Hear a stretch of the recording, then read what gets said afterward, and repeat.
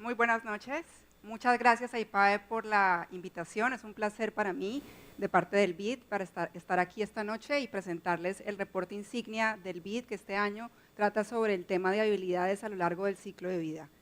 Un placer acompañarlos en la noche de hoy. La tecnología está cambiando el mundo. Creo que no tengo que decirles eso después de todos los ejemplos que nos acabó de dar Cristóbal Cobo. Y ya sabemos que los empleos de hoy no son los empleos de ayer. Y los empleos de mañana ni siquiera sabemos cuáles van a ser. Ya sabemos que los cajeros automáticos han sido reemplazados y han reemplazado a muchos empleados bancarios. Los robots hoy hacen muchas tareas en las líneas de ensamblaje automotriz, por ejemplo, que antes hacían los operarios. Y hay restaurantes que hoy en día, en vez de meseros, tienen tablets donde se pueden hacer las órdenes. Y estos son solo unos pocos ejemplos de lo que la tecnología está haciendo. La tecnología también está redefiniendo muchas tareas en ocupaciones que tenemos hoy en día, ¿verdad? Entonces, en un futuro, probablemente las tareas más mecánicas y las tareas que son más fáciles de automatizar, probablemente van a ser desplazadas por un robot, por nueva tecnología, etcétera. Esta redefinición de tareas implica unos desafíos muy grandes para los cuales tenemos que prepararnos.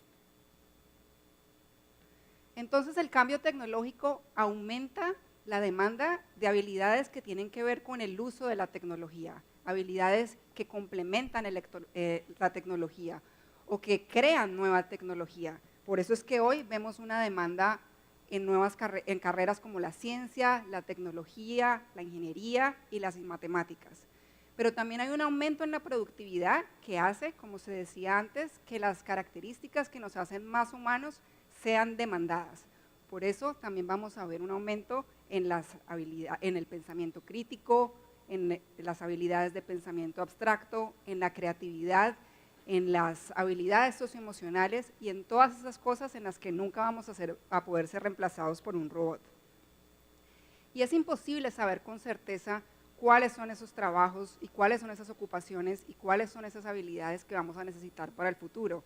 En el BID es muy frecuente que vengan y nos pregunten, entonces, ¿cuáles son estas cosas que tenemos que hacer? ¿Qué es lo que tenemos que enseñar ahorita para que los jóvenes estén preparados? Pero esto realmente es muy difícil de predecir.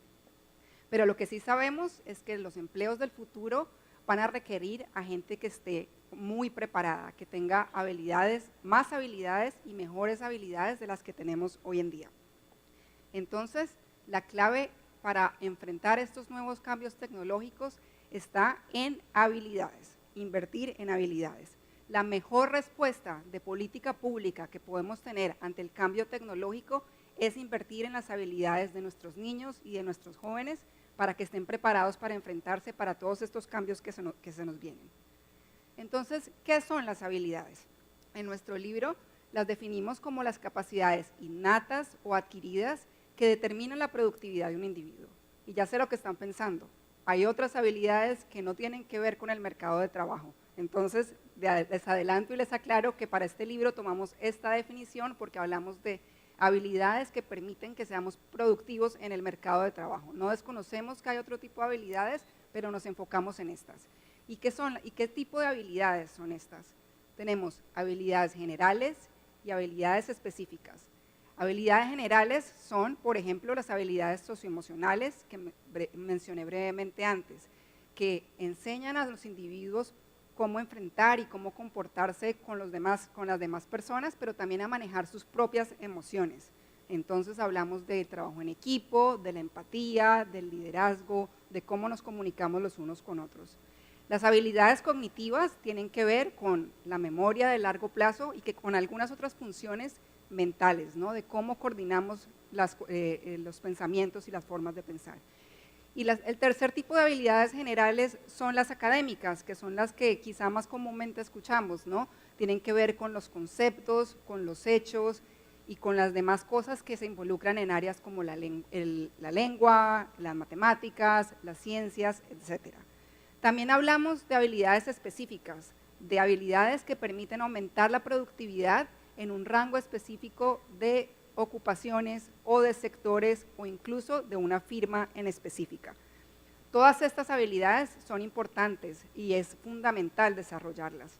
Y este libro es acerca de políticas públicas para desarrollar las habilidades a través del ciclo de vida. Y esta es la diapositiva que conecta con esta idea. ¿Cómo es esto de que las desarrollamos a través de todo el ciclo de vida? Bueno, vemos obviamente que las habilidades se desarrollan en diferentes momentos del ciclo de vida. Sé que estamos en el CAE de educación y estamos hablando sobre todo de educación básica, de educación formal, pero este concepto que manejamos en el libro de habilidades tiene que ver con una definición un poco más amplia, con habilidades que se pueden desarrollar a través del ciclo de vida. Y vemos que las habilidades también se desarrollan en entornos distintos. ¿Por qué en entornos distintos? Porque los individuos pasan mayor parte de su tiempo en el hogar o en la escuela según el momento del ciclo de vida. Esto no quiere decir que en un momento del ciclo de vida o en un entorno específico no se puedan desarrollar otras habilidades. Simplemente, predominantemente, se desarrollan las habilidades en la educación formal cuando los chicos están en la infancia y en la adolescencia, pero cuando están en la primera infancia pasan, no se alcanza a ver muy bien en esta gráfica, pero pasan una mayor parte del tiempo en el hogar y por lo tanto lo que pasa ahí es fundamental. Esto lo vamos a ver más adelante cuando les hable de las habilidades.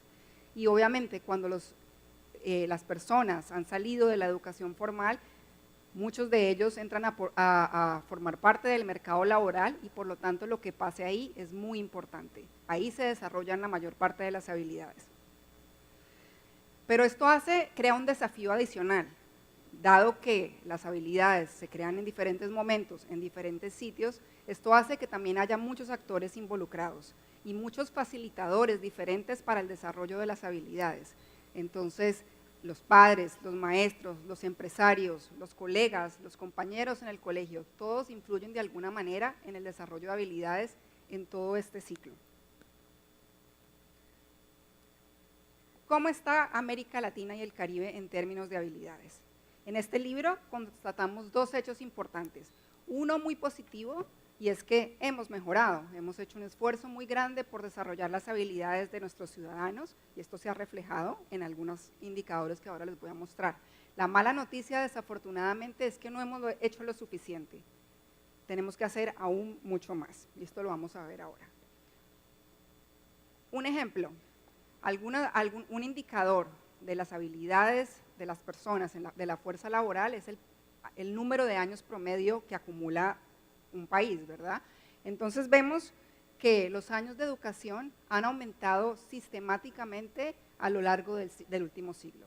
Eso lo vemos para Latinoamérica, para los países con los que nos comparamos, países que tienen quizá un Producto Interno Bruto similar al nuestro, y para los países desarrollados. Entonces pasamos de tener prácticamente un año de educación al principio del siglo a que hoy en día en Latinoamérica tenemos en promedio 9 años de educación. Pero estos incrementos que hemos visto en Latinoamérica también los vimos en las demás regiones, en los países más desarrollados y en los países con los que nos comparamos un poco más cercanamente.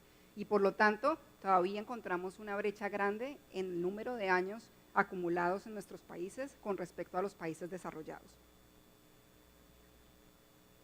Pero también podemos ver cómo están las habilidades de nuestros niños y de nuestros jóvenes hoy en día, mirando los resultados de pruebas regionales y de pruebas internacionales. Entonces, les muestro aquí, por ejemplo, cuál es el porcentaje de niños que alcanzan un nivel de habilidades básicas en matemáticas. Esto es para darles solamente un ejemplo, pero es algo que se repite en las diferentes pruebas y en las diferentes áreas. Y lo que vemos en estas barras azules y verdes es que en los países desarrollados y en Estados Unidos, casi que todos los niños tienen un nivel básico de conocimientos en matemáticas. ¿Qué significa eso en primaria? Cosas muy sencillas, quizá pueden hacer operaciones con números enteros, quizá tienen unos conocimientos básicos de geometría. Casi todos pueden hacer estas cosas básicas que necesitan para empezar para seguir aprendiendo, ¿no? En los países con los que nos comparamos, de nuevo, los que tienen un Producto Interno Bruto per cápita similar al nuestro, que es esta barrita naranja o amarilla que ven aquí, 2 de cada 3 niños pueden hacer esas operaciones o tienen esos conocimientos básicos. Hasta ahí, bueno. ¿Qué pasa en Latinoamérica? solamente 1 de cada 3 niños puede hacer esas operaciones básicas o tiene esos conocimientos básicos de matemáticas. 1 de cada 3, imagínense. Es decir, 2 de cada 3 niños no pueden quizá multiplicar, sumar o hacer operaciones sencillas con números enteros, cosas muy básicas. Y lo mismo pasa en la adolescencia. Los conocimientos básicos que deberían tener los jóvenes a esa edad no los han adquirido, básicamente. Entonces, también en términos de acumulación de habilidades en la infancia y en la adolescencia, estamos muy rezagados con respecto a las otras regiones. Pero además de que estamos rezagados, las habilidades están distribuidas de manera desigual. ¿Qué significa esto? Algo bien conocido por esta audiencia, hay brechas gigantescas entre los chicos que vienen de hogares de bajos ingresos y de altos ingresos. Y estas brechas se generan desde la primera infancia. Aquí, por ejemplo, vemos que más o menos hay una brecha de 50 puntos de aprendizaje. Ahora ya les voy a explicar qué significa eso. Pero más o menos 50 puntos de aprendizaje es la brecha de conocimientos o de habilidades que tiene un chico que proviene de un hogar de altos ingresos de uno que proviene de bajos ingresos. Estas brechas no solo continúan, se acentúan. En la infancia llegan a ser casi de 70 puntos de aprendizaje. Ustedes miran, ¿qué son 70 puntos de aprendizaje? Bueno, un chico en promedio aprende en un año más o menos lo equivalente a 30 o 40 puntos de aprendizaje. Es decir, que estos chicos están rezagados por 2 años. Los chicos que provienen de hogares de bajos ingresos están 2 años por detrás de lo que están sus compañeros del mismo grado, pero que vienen de una familia de altos ingresos. Increíble, ¿verdad? 2 años rezagados. Y estas brechas, como les decía, se acentúan en la adolescencia y permanecen a través de toda la vida. Se ven cuando las personas están ya en el mercado laboral, y se ven aún con las diferencias en los salarios en el mercado laboral. Entonces, un poco la idea de hacer este libro y de hablar de habilidades a través del ciclo de vida es entender que lo que pasa en cada uno de estos momentos es importante, no solamente porque los niños y los jóvenes aprendan o no aprendan las habilidades de ese momento, sino porque lo que pase desde el principio va a tener consecuencias en la capacidad que ellos tienen de seguir acumulando habilidades a través del ciclo de vida. ¿Pero por qué? ¿Por qué estamos tan rezagados? ¿Y por qué tenemos esa distribución tan desigual de habilidades? Un mensaje central de este libro es que no es necesariamente un problema de dinero. ¿Por qué les digo esto? Les voy a mostrar. El gasto público en educación. Aquí, ¿cómo lo medimos? Gasto público en educación como porcentaje del PIB. ¿Qué pasa en los países desarrollados? Vemos que más o menos invierten 5% de su Producto Interno Bruto en educación. Los países con los que nos comparamos, porque tienen un PIB per cápita, un Producto Interno Bruto per cápita cercano al nuestro, 4.5% del Producto Interno Bruto. ¿Dónde está Latinoamérica? Bueno, si ustedes ven, por acá al principio estábamos invirtiendo 2 puntos porcentuales del PIB en educación. Entonces, quizá por allá en 1990 sí había un problema de inversión. Hacía falta todavía aumentar el gasto y el esfuerzo que se estaba haciendo en educación. ¿Dónde estamos hoy en día? Bueno, la región gasta cerca de 5 puntos porcentuales del PIB en educación, del Producto Interno Bruto en educación. Es decir, gastamos básicamente lo mismo que los países desarrollados y que países como Estados Unidos, como porcentaje del Producto Interno Bruto. Es decir, los países han hecho esfuerzos grandísimos en las últimas décadas por aumentar el esfuerzo que se hace en términos de educación. Entonces, si no es un problema de gasto público, ¿será que es un problema de gasto privado? ¿Será que las familias de pronto no están gastando lo que deberían gastar? Bueno, aquí vemos el porcentaje de que las familias gastan en educación como porcentaje del gasto total del hogar. Y lo que vemos es que en Latinoamérica también se hacen esfuerzos grandísimos en los hogares en gastos de habilidades. De hecho, gastamos más como porcentaje del gasto de los hogares que Estados Unidos, que lo que hacen los hogares en Estados Unidos. Y Perú, que está aquí en esta barra roja, gasta más o menos el 8%. Es decir, en Latinoamérica las familias también parecen entender la importancia de la educación y están gastando una parte importante del gasto de sus hogares en educación o en el desarrollo de habilidades. Entonces, parece que no es el gasto público, parece que no es el gasto privado, ¿Será que es un problema de incentivos? ¿Será que la educación de pronto no paga en la región? Bueno, vemos que tampoco es un problema de incentivos. Efectivamente, en América Latina, el retorno a la educación es de casi 10% a cada año de educación. Esto, si ustedes invierten de pronto en la bolsa o en algún otro tipo de inversiones, sabrán que es una tasa, un retorno altísimo. Es decir, paga de verdad y literalmente tener un año más de educación en la región. Y aún más si hablamos de educación superior. Casi un 17% es el retorno a la educación superior en América Latina. Esto, de nuevo, un retorno muy importante a la inversión. Entonces, si no es el gasto público, si no es el gasto privado, entonces, ¿qué es lo que pasa? El mensaje principal que tenemos en este libro es que los gobiernos podrían gastar más, pero realmente lo más importante es gastar mejor. ¿Y qué significa mejor para nosotros? Es invertir en políticas públicas que sean costo efectivas, es decir, que tengan resultados a un costo más bajo. Y de eso se trata este libro. ¿Cómo pensamos que los gobiernos de Latinoamérica y el Caribe pueden gastar mejor? Nuestra propuesta es, para muchos, sencilla, es el uso de evidencia en políticas públicas. ¿Qué significa esto? Es conocer lo que se ha hecho y lo que funciona y lo que no funciona para tomar decisiones de política pública, y cuando no sabemos qué funciona o qué no funciona, experimentar y evaluar para darnos cuenta si esos programas funcionan o esas políticas públicas funcionan. ¿Por qué la evidencia es importante? Entonces, muy apropiado para este auditorio. Un ejemplo de Perú, bastante común y popular, digamos. El programa Una Laptop por Niño. El programa Una Laptop por Niño, que es bien popular no solo en Perú, sino en varios países de la región y del mundo, buscaba aumentar los aprendizajes de los estudiantes dándoles una laptop a cada uno de los niños. Estas laptops costaban más o menos $200 cada una y se le entregaron a más o menos 1 millón de niños en el Perú, es decir, un programa bastante caro. ¿Qué nos mostró la evidencia sobre ese programa? Una evaluación de impacto muy rigurosa nos mostró que no hubo impactos en los aprendizajes de los estudiantes. Es decir, después de esta inversión altísima que se hizo, no había resultados en aprendizajes de los estudiantes. Por otro lado, el programa Expande tu Mente, que quizá algunos de ustedes lo han escuchado, aunque es un poco más nuevo, también implementado aquí en el Perú.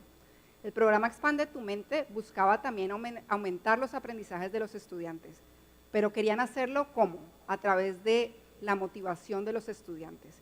¿Y cómo los motivaban?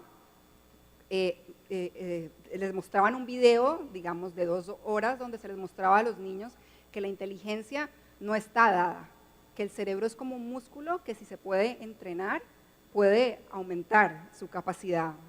Es decir, la inteligencia se puede crear con entrenamiento y con práctica. Este ejercicio, que fue muy corto, muy sencillo y muy poco costoso, costaba de hecho menos de $1 por estudiante al año, muchísimo menos de $1 por estudiante al año. Una evaluación de impacto que de hecho la liberaron justo esta semana, tuvo impactos importantes en matemáticas. Entonces, ¿cuál es el mensaje que les quiero dejar aquí? Esto es solamente un ejemplo, pero ¿qué es lo que está pasando en la región? Que muchos países están implementando muchos programas como Una Laptop por Niño y pocos programas como Expande tu Mente. Y por eso es que proponemos el uso de la evidencia aquí. El uso de la evidencia puede ayudar a invertir un poco esas prioridades y gastar en programas que tienen mayores impactos a un menor costo. ¿Y por qué sirve la evidencia para formular las políticas públicas? Entonces, un gráfico muy simplificado.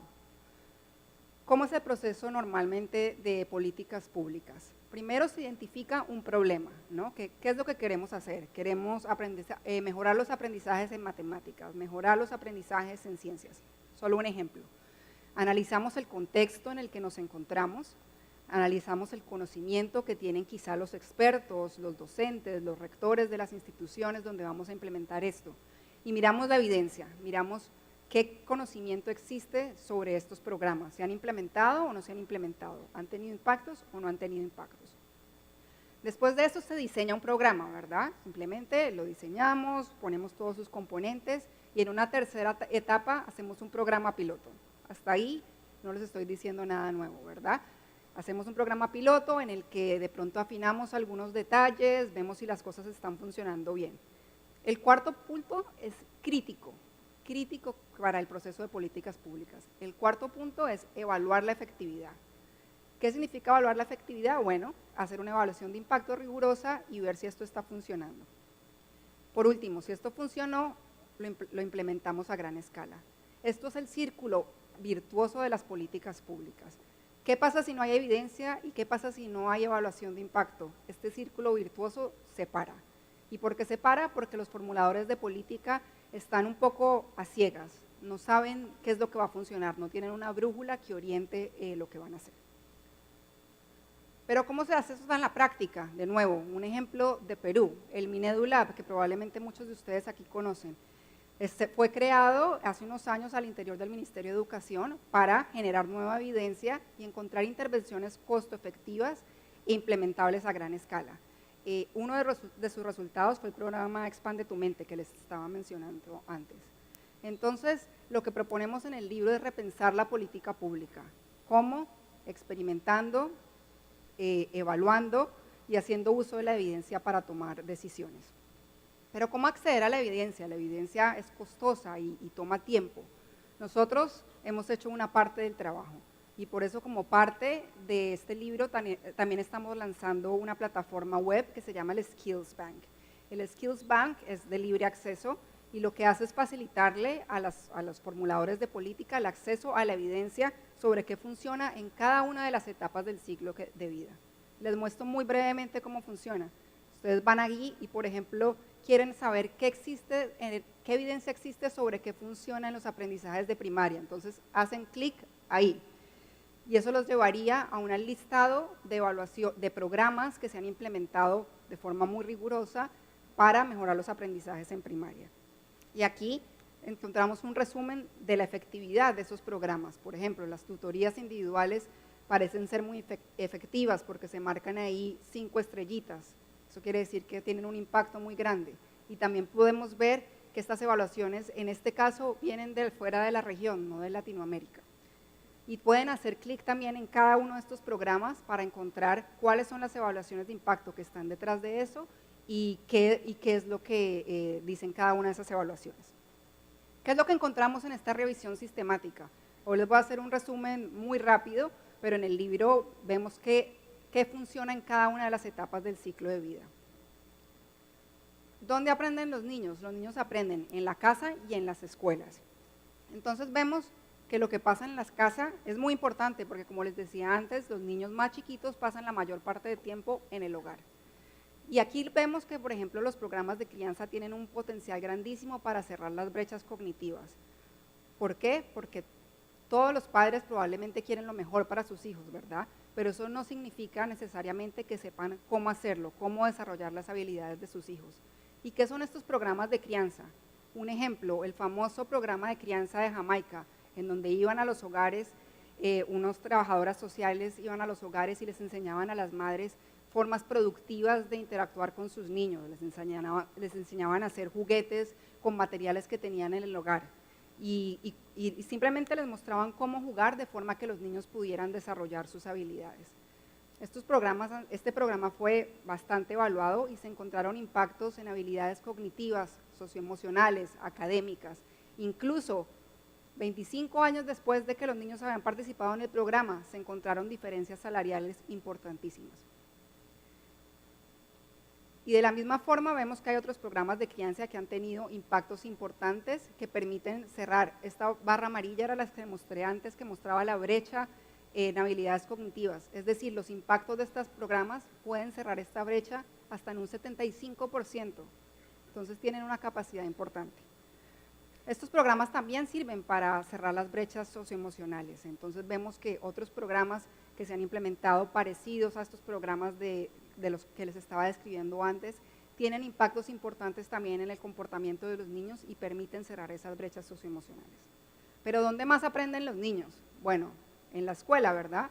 Hoy afortunadamente vemos que la mayoría de los niños están asistiendo a la primaria, pero esto es un desafío importante porque cada cosa que hagamos es costosa, tenemos una cantidad de niños en primaria Y por eso aquí, en especial en esta etapa, pensamos que es fundamental implementar políticas costo efectivas. Y déjenme les muestro que quizás es uno de las figuras que más nos gusta mostrar. ¿Cuáles son los programas que típicamente están usando los países para mejorar las habilidades de los estudiantes? En Estados Unidos, por ejemplo, bastante común reducir el tamaño de clase. En Latinoamérica, bastante común extender la jornada escolar. Estos programas tienen impactos de más o menos un 10% en el aprendizaje de los niños. ¿Pero a qué costo? Entre un 20% y un 60% en el aumento del gasto de educación por niño. Es decir, bastante costoso. En cambio, tenemos acá otros programas que han sido implementados y que tienen impactos muchísimo más grandes a un costo mucho menor. Por ejemplo, la tecnología guiada con tiempo adicional. ¿Qué significa esto? Generalmente los niños van a una clase, a una sesión de aprendizaje en un laboratorio de computación, pero tienen un software muy detallado que los ayuda, que guía el uso de la tecnología. Y estos tienen impactos de hasta un 40% en el aprendizaje, con apenas un 1 o 2% del gasto. Y vemos que lo mismo pasa con otros ejemplos, como los incentivos monetarios, no monetarios, perdón, a los estudiantes, o los planes de docentes, los planes de estudio para los docentes. ¿Qué es lo que vemos en la región? Que muchos países están implementando políticas que pueden tener impactos positivos, pero a un costo muy alto, y están implementando pocos de estos programas que tienen un impacto más grande a un costo mucho menor. Ahora vamos a la adolescencia, que es el tema de este CADE de este año.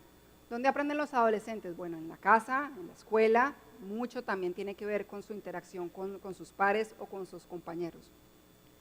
Veamos lo que pasa en la escuela. Afortunadamente, todos esos niños que hoy en día están entrando a la primaria, muchos entran a la secundaria, y por eso hoy 3 de cada 4 estudiantes, de cada 4 jóvenes asisten a la educación secundaria. Entonces, hemos mejorado, estamos más o menos bien. Sin embargo, solo el 50% de esos chicos llegan a graduarse. Es decir, hay un desafío muy importante que es reducir la tasa de abandono. Este es el primer desafío importante para la edad de la adolescencia. ¿Y qué es lo que vemos cuando revisamos los programas, las políticas que han tratado de, digamos, combatir o de mejorar este problema? Vemos que el dinero importa, pero no es suficiente. ¿Por qué decimos eso? Porque en Latinoamérica la mayoría de países han implementado programas de transferencias condicionadas, ¿verdad? Les dan a las familias dinero para que los chicos asistan a la escuela con la condición de que asistan. Y estos han tenido importantes impactos en la matriculación, pero han tenido muy pocos impactos en la graduación. Entonces, por eso el mensaje de que el dinero importa, pero no es suficiente. ¿Qué cosas pueden funcionar? Bueno, otros tipos de programas, como los programas de premios y de becas, o los programas que son más integrales, como por ejemplo el Career Academy, es un ejemplo en Estados Unidos, en donde se mezcla un currículum académico con un currículum vocacional o con una práctica vocacional en empresas locales, que tiene impactos hasta de 11 puntos porcentuales en el abandono escolar, reduce el abandono escolar en 11 puntos porcentuales. ¿Y qué pasa con la mejora de los aprendizajes? Este es otro reto súper importante, porque en la adolescencia los chicos se enfrentan a una mayor variedad de materias, a una cantidad de docentes, a lecciones que son mucho más complejas.